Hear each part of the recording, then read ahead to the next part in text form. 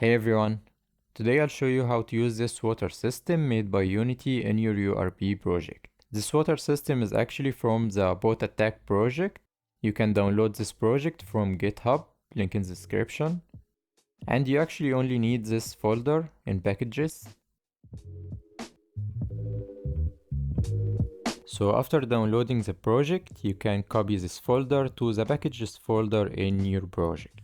I'm assuming it's in packages because we would get this as an official package in the future. I want this HDRP water system Unity. Okay, now in project, packages, you can see Bot Attack water system and just drag this into your C. What's amazing about this water is that it's very detailed but also very optimized to run even on mobile devices.